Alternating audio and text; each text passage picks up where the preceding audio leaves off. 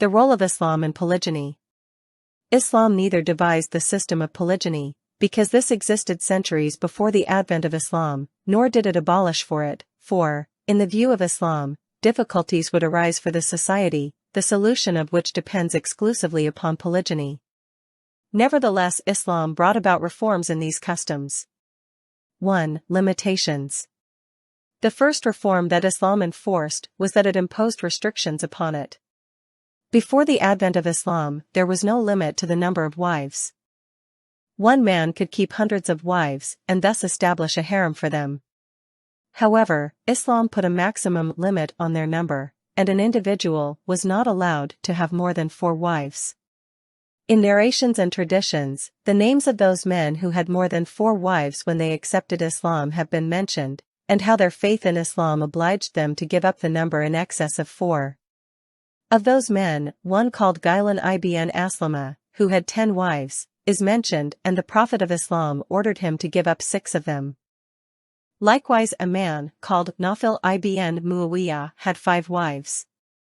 After his conversion to Islam, the Holy Prophet ordered him to let one go. In Shi'ah traditions, it is related that an Iranian Magian, Zoroastrian, in the days of Imam Jafar al-Sadiq, was converted to Islam while he had 7 wives. The Imam was asked what the man, who was by that time a Muslim, should do regarding his 7 wives. The Imam replied that he must let 3 of them go. 2. Justice. The other reform that Islam enforced was that it made it a condition that there must never be, for any reason, discrimination between the wives or their children. The Quran most explicitly commanded, "If you fear that you will not be equitable, then only 1 wife." 4:3. In the pre-Islamic world there was no regard for justice in any respect, neither as regards the wives themselves nor as regards their children. In a previous section we quoted from Christensen 1 and others that in the Sasanian era in Iran polygyny was customary, and that the people believed in discrimination between wives as well as between their children. The distinguished wives were called Padshah-i-Zan and they had full rights, while the other wives were called Chakir-i-Zan etc., servant wife, and their legal status was lower. The children of Chakir-i-Zan if males were accepted as sons in the house of their father, and if daughters were not accepted at all. Islam abolished these customs and usages. It did not allow a lower legal status for any wife or for any of her children.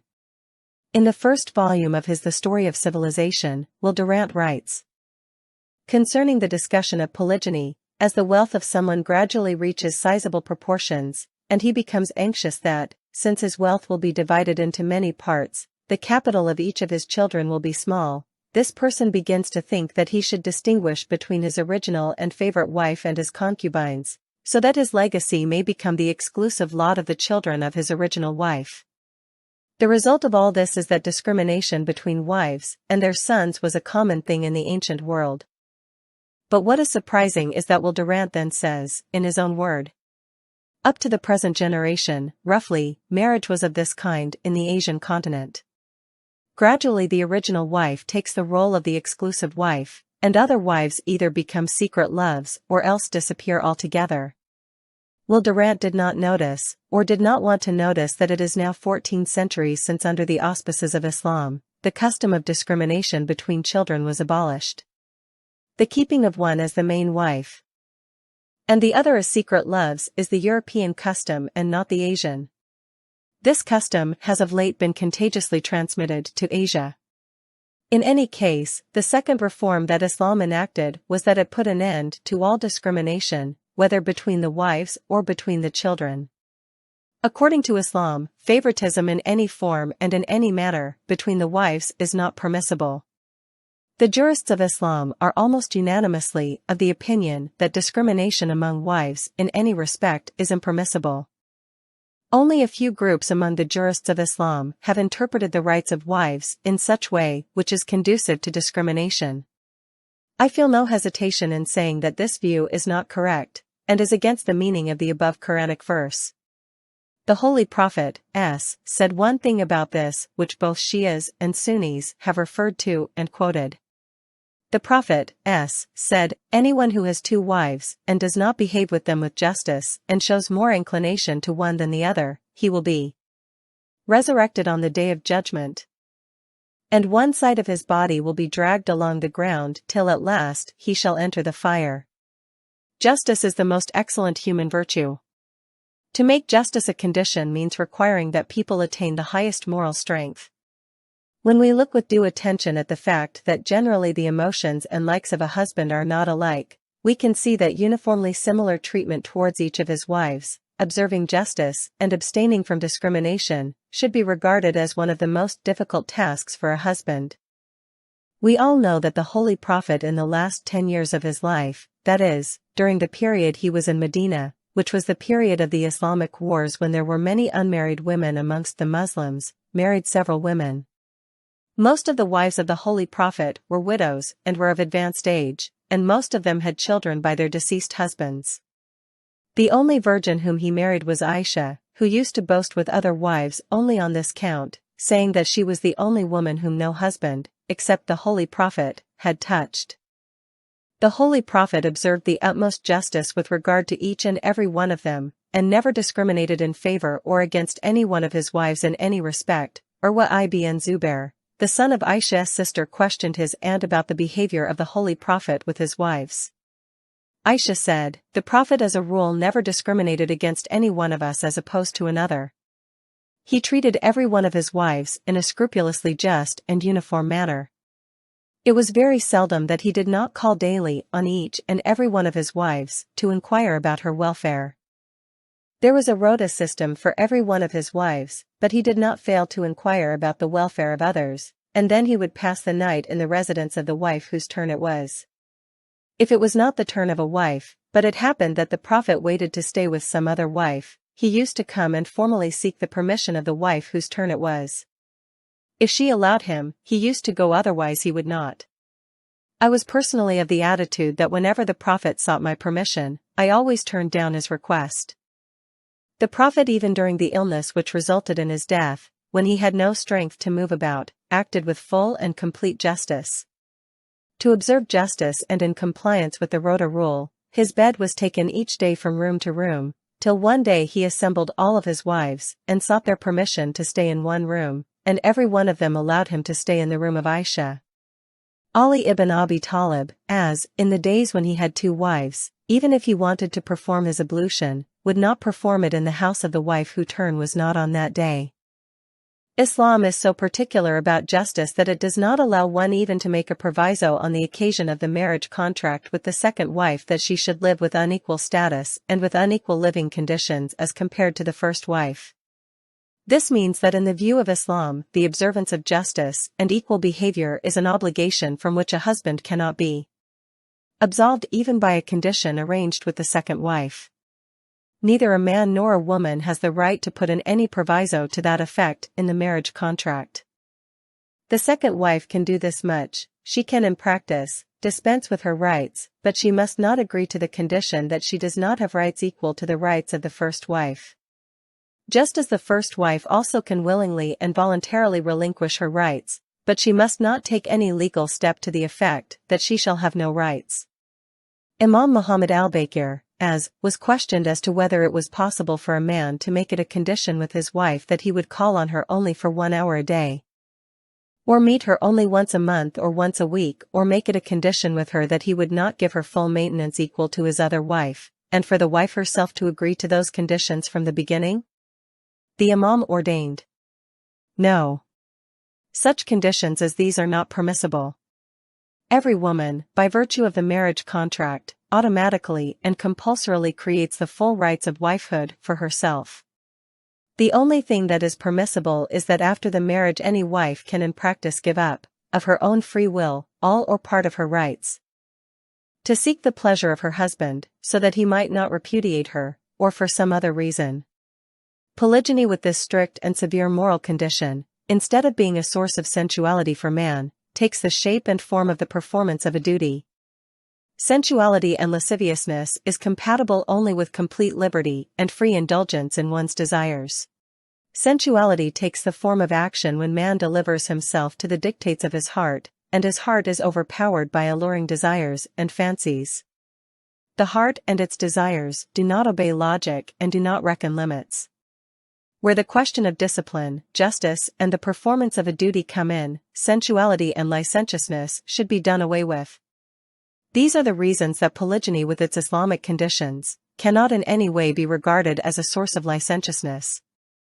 Those who have made polygyny a source of indulgence in sensuality have made the Islamic law an excuse for a misdeed. Society has the right to take them to task, penalize them, and take that excuse out of their hands. 3. The danger of injustice. As a matter of fact, those individuals who can observe full justice with a number of wives are very few. In Islamic jurisprudence it is said, if you fear that it may be harmful for you to use water, do not make the ablution. If you fear that the keeping of the fast is harmful for you, do not keep the fast. These two rules of jurisprudence are known to everybody. You might have heard people saying, I am afraid water will harm me, should I make the ablution? I am afraid that fasting will be harmful to me, should I fast? Certainly these questions are valid. These persons should not make the ablution and should not fast. Nevertheless, it is ordained in the Quran, if you fear that you shall not be able to behave justly among your wives, do not have more than one woman as your wife. 2. In spite of that, did you ever hear during your life from even one individual, I want to marry a second wife, but I am afraid I may not be able to observe justice and equality between my wives, should I marry? I have never heard anyone saying this, and I am certain that you also have not heard this. If is so easy. Are people in the full knowledge and with full intention that they will not behave with justice, marry several wives, and do it in the name of Islam and under the cover of Islam? These are the people who misrepresent and discredit Islam by their mischievous deeds. If these persons who act according to the custom of polygyny would at least fulfill this one condition, there would be nothing objectionable in it. 4. Harems. The other matter, which tends to bring up a lot of criticism against Islam on account of polygyny, is the organization of harems by the caliphs and kings of the past. A number of Christians, writers and missionaries have represented polygyny in Islam as being the same as the setting up of harems, with all their shameful manifestations and limitless cruelties, and have given to understand that the polygyny in Islam actually meant the same thing as the harems of the caliphs and Muslim kings. It is a pity that some of our own writers echo word by word the ideas, beliefs, and attitudes of liberal West. Wherever they mention polygyny, they class it with harems. They do not have sufficient strength of character or independence of thought to be able to distinguish between the two things. 5. Other conditions and possibilities. Besides the condition of justice, other conditions and duties are also the responsibility of the man. We all know that a wife, by herself, has a series of rights, both financial and sexual, which must be met by the husband. A man has a right to decide to have number of wives, provided his financial resources permit him to take that step. A sound financial position is a condition when there is only one wife as well, but it is not the suitable moment to enter into a discussion of this subject. Physical capability and stamina is also, by itself, another condition which the man must have. In Al-Kafi 3 and Wasail, for it is related that Imam al-Sadiq, as said, if any man gathers a number of women around him and is incapable of giving them full sexual satisfaction, and, as a result of this, these women are led to adultery and promiscuity, that person is answerable for the sin of these illegal acts. The histories of harems contain so many tales of youthful women who were gifted with hot instinctive passions, and who used to have recourse to promiscuous behavior, after which promiscuities, murders and other crimes were occasionally committed. After a perusal of the 7 sections that I have written in all regarding polygyny, my worthy readers may have fully understood the origin, the causes, and the occasions of justification of polygyny and why Islam did not abolish it, as well as under what conditions, limits, and restrictions it is permissible. It may have become clear to them that Islam, by declaring polygyny permissible, did not mean to degrade woman, instead it has done her a great service. If, in case of a proportional excess in the number of women fit and in need of marriage over the number of marriageable men, which always has been and always will be, polygyny is not allowed, women become the lowest plaything of men. The behavior of men towards them becomes worse than towards a slave girl. The reason for this is that in case of a slave girl the man honors his undertaking at least in so far as he acknowledges her issue to be his child, while in the matter of a girlfriend, there is not even this much of an idea of any undertaking. 6. Modern man and polygyny. Modern man refrains from polygyny. Why? Is this attitude of modern man the result of his desire to remain faithful to his wife and to be content with one wife, or is it for the purpose of gratifying, to the utmost extent in a sinful way, his longing for variety, the sources for which are available to him? Today sin has taken the place of polygyny and not faithfulness. That is why man has a strong resentment against polygyny. It creates certain obligations and duties for him, so he has a strong grudge against it. 5. If the man of the past desired variety and took to promiscuous acts, the sources of sin would not have been to this extent available to him. He was helpless, and so under the cover of polygyny, he indulged in sensuality. In spite of the fact that he used to shirk many of the responsibilities, he could not avoid some of the financial and human obligations with regard to his wives and children, while the man of today is not confronted with any obligation or compulsion and is not bound to even the smallest commitment in connection with his limitless indulgence in sensuality. He should, as a result, necessarily take a stand against polygyny. Modern man, on the supposed need of a secretary, a typist and on hundreds of other grounds, makes use of woman, and the financial burden falls upon the exchequer of the state, or the company, or the foundation in which he is employed, without his having to spend a penny from his own pocket. Modern man changes his girlfriends after short intervals without any need of the formalities of dower, maintenance or divorce. Naturally, Moise Chambe 6 is against polygyny because he always has a youthful, charming secretary by his side whom he changes every year. With all these possibilities, what is the need of polygyny? In the autobiography of Bertrand Russell, who is one of the most headstrong opponents of polygyny, we read that in his early life, apart from his mother, 2 women created a great impression upon him. One of them was Alice 7, his first wife, and the other, his lover Lady Adeline Morel 8, one of the well-known women of that period, and a friend of many of the early 20th century writers. Naturally, such a man could not favor polygyny. It seems that it was his love affairs which brought to an end his relations with his wife Alice. Russell himself has written that one afternoon he resolved to ride to one of the country houses near the city on a bicycle and that all of a sudden, I felt that I no longer loved Alice.